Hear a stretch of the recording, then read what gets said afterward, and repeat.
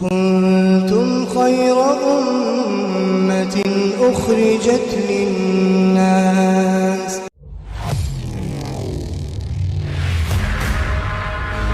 سکتا تب تک جب تک کہ اپنے گناہ پر رو پیٹ کے اللہ سے اپنے گناہ کو معاف نہ کروا لے.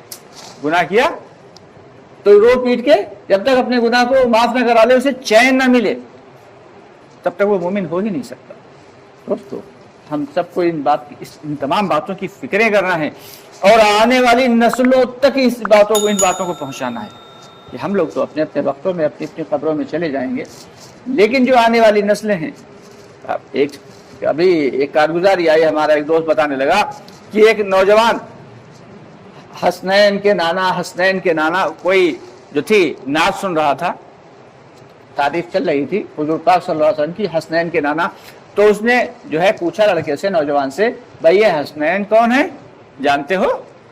تو یہ نہیں پتا، وہ تو بس لے کے مزے لے رہا تھا. وہ جو نعت چل رہی تھی حسنین کے نانا، تو وہ لے کے مزے لے رہا تھا. حسنین کون ہے اسے پتا نہیں. اور اس نے کہا اچھا یہ بتاؤ حسنین کے نانا کون تھے؟ اب اس کو یہ بھی نہیں پتا کہ حسنین کے نانا کون.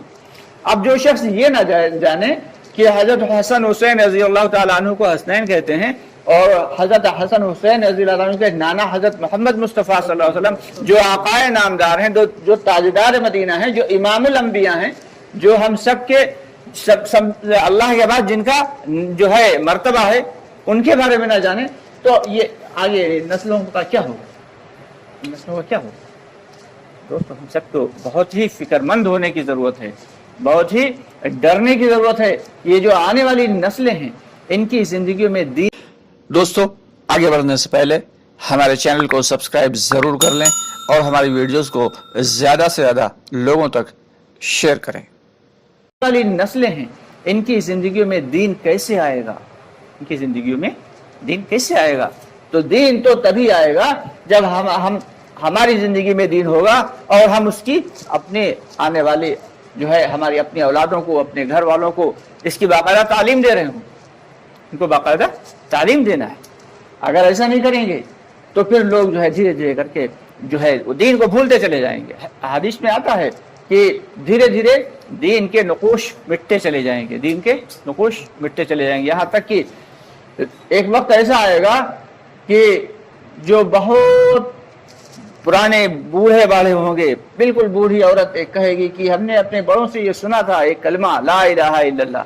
تو ایک صحابی نے کہا کہ وہ لا الہ الا اللہ پھر ان کو کیا کام دے گا؟ تو تو حضور پاک صلی اللہ علیہ وسلم نے فرمایا کہ وہ کلمہ لا الہ الا اللہ ہی ان کو آگ سے نجات دلائے.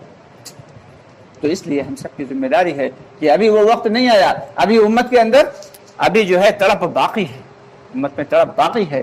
اس لیے ہمیں گھبرانے کی ضرورت نہیں ہے.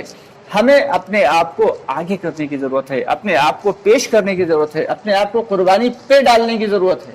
کہ کیسے ہم اپنی جان اور مال اور وقت لے کے اللہ کے بندوں میں نکلیں اور ان کے پاس جائیں، بغیر کسی غرض کے جائیں اور ان کی بغیر کسی طلب کے ان کے سامنے جو ہے اللہ کے دین کو پیش کریں اور انہیں سمجھائیں کہ تم ایک اللہ کے ماننے والے ہو تو اس کے احکامات پہ بھی عمل کرنے والوں بنو اور حضور پاک صلی اللہ علیہ وسلم کے لائے ہوئے پاکیزہ طریقے پہ بھی چلنے والے بنو.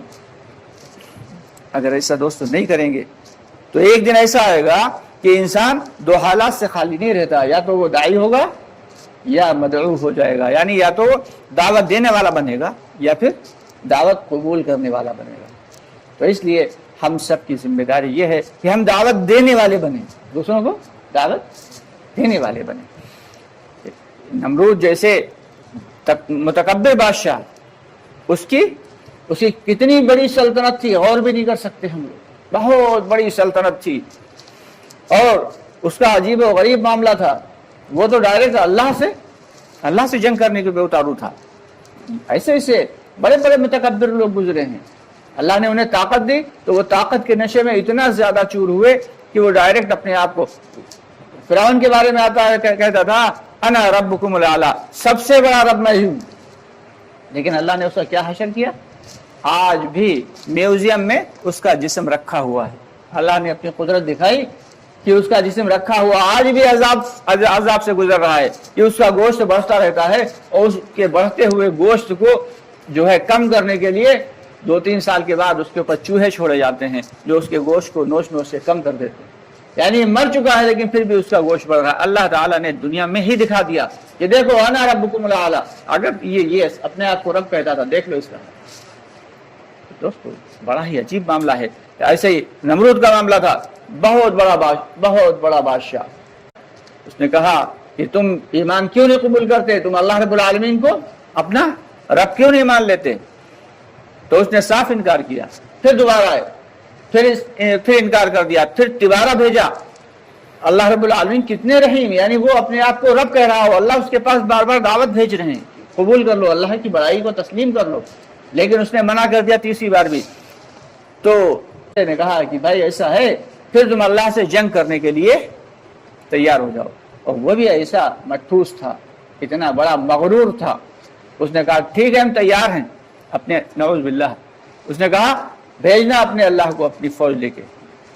تو اللہ تعالیٰ نے کہا، اللہ تعالیٰ کے حکم سے اس فرشتے نے کہا ٹھیک ہے تم فلاں میدان میں جمع ہو جانا۔ اور اسے اپنی فوج کے اوپر بڑا غرور تھا، وہ ہاتھی گھوڑے اور سپاہی پورے حرب سر پورا سامان کے ساتھ جو ہے لاؤ لشکر کے ساتھ مقررہ دن کے اوپر اس پہنچ گیا، بہت بڑا ایک میدان تھا، اس کے اندر پہنچ گیا۔ ادھر اللہ رب العالمین نے کسی انسان کو نہیں بھیجا اس سے لڑنے کے لیے، کسی جنات کو بھی نہیں بھیجا، کسی فرشتے کو بھی نہیں بھیجا۔ اللہ نے کہا تم حقیر سی مخلوق، تمہارے لیے ہم کیا بھیجیں؟ حقیر سے حقیر مخلوق مچھر کو بھیج دیا۔ اور مفسرین فرماتے ہیں کہ مچھر اتنی زیادہ تعداد میں، اتنی بڑی تعداد میں تھے کہ ان مچھروں نے آ کے اس کی جو ہے فوج کے اوپر حملہ کیا کہ سورج کی روشنی چھپ گئی تھی، ابر سا چھا گیا، اتنے زیادہ مچھر۔ حالانکہ مچھر کو دیکھا جائے اس کی اوقات کیا ہے، کاٹتا ہے نکل جاتا ہے، کیا ہے، کبھی کبھی تو بیٹھا کاٹتا رہتا، آدمی سوچتا چلو اچھا کاٹ لو پیٹ بھر کے، ایک بوند ہی تو خون لے جاؤ گے، چلو کاٹ پیٹ کے جاؤ، ہاں۔ لیکن اللہ رب العالمین کو اپنی بڑائی دکھانا تھی، اپنی ربوبیت دکھانا تھی، اپنی طاقت دکھانا تھی، اتنے زیادہ مچھر بھیجے۔ اور ان مچھروں کی صفت یہ تھی کہ وہ صرف کاٹ کے خون نہیں چوستے تھے، بلکہ وہ خون کے ساتھ گوشت پوست اس کی سواریوں کا جو ہے، اور صرف ہڈیاں تھوڑی دیر کے بعد بکھری پڑے رہی، یعنی اس کے جانوروں کی، اس کے سپاہیوں کی صرف ہڈیاں بکھری پڑی ہوئی تھی، ساری فوج ختم۔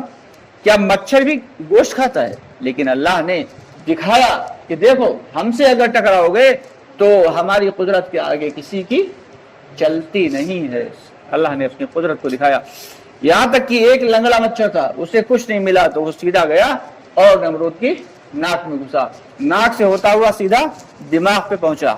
اب جب دماغ پہ جا کے اس نے ڈنک مارا تو یہ اچھل کود مچانا شروع کر دی اس نے، نمرود نے۔ اور پھر سر کا ایسا شدید درد اٹھتا تھا، ایسا شدید درد اٹھتا تھا، دنیا کے سارے حکیم، دنیا کے بڑے بڑے اطباء آئے، ڈاکٹرز آئے، سب نے دیکھا، چیک کیا، لیکن کوئی بھی اس کا علاج نہیں کر سکا۔ علاج کیا تھا کہ اگر کوئی شخص جوتے اٹھا کے اس کے سر کے اوپر 4-6 مارتا تھا، 10-20، تو تھوڑی دیر کے لیے جو ہے مچھر اپنا ڈنک ہٹا لیتا تھا اور اسے تھوڑا سکون مل جاتا تھا۔ چنانچہ جب وہ کوئی فیصلہ کرنا ہوتا تھا تو وہ بیٹھتا تھا باہر آ کے اپنے دربار میں، تو تکلیف کی شدت سے پریشان بیٹھا ہوتا تھا، اگر کوئی فیصلہ کروانے والا آتا تھا پہلے اٹھا کے درباری اس کے جوتے مارتا تھا سر کے اوپر۔ یعنی اللہ نے اس کی ذلالت کو دکھا دیا دنیا میں کہ دیکھو تمہیں کیسا ذلیل کر دیں گے، تم اپنے آپ کو کہتے ہو رب، تم اپنے آپ کو اللہ کہتے ہو۔ سر ٹکراتا تھا ستون سے، پلر سے، کھمبوں سے، دیواروں سے، اپنے سر ٹکراتا تھا۔ جب درد کی شدت بڑھتی تھی تو در و دیوار سے اپنے سروں کو ٹکراتا تھا، سر ٹکراتے اور پریشان رہا۔ اور یہ کوئی 10-20 دن یا 10-20 مہینے کی بات نہیں، مفسرین فرماتے ہیں تقریباً 400 برس تک وہ اسی عذاب میں مبتلا رہا۔ 400 برس کے بعد پھر بالآخر اسی عذاب میں مبتلا مر گیا، ذلیل و خوار ہو کے مر گیا۔ تو اللہ کی قدرت اور اللہ کی عظمت اور اللہ کی بڑائی ایسی عظیم ہے کہ جس کے بارے میں ہم لوگ غور بھی نہیں کر سکتے، اس کے بارے میں سوچ بھی نہیں سکتے کہ وہی دریائے نیل ہے کہ حضرت موسیٰ علیہ السلام پار ہوتے چلے جا رہے ہیں، 12 راستے بن گئے، اور ایسے ایسے اس کے اندر جو ہے وہ شیشے جیسے دیواریں کھڑی ہو گئیں جو نظر بھی نہیں آ رہی، اور الگ الگ راستے سے الگ الگ قبیلے گزر رہے ہیں۔ پیچھے سے فرعون نے دیکھا جب یہ گزر جا رہے ہیں تو چلو ہم بھی، حالانکہ اس کی گھوڑی تیار نہیں تھی، کیونکہ جانوروں کو خدشہ ہو جاتا ہے، پہلے سے پتہ چل جاتا ہے کہ آگے خطرہ ہے، لیکن جب سوکھا راستہ دیکھا تو فرعون نے کہا چلو بڑھا دو اپنی فوج، چنانچہ اس نے بڑھا دی اپنی فوج، اور جب وہ پہنچا تب تک موسیٰ علیہ السلام کا لشکر نکل چکا تھا، اور جیسے وہ بیچ پہنچا اللہ نے دونوں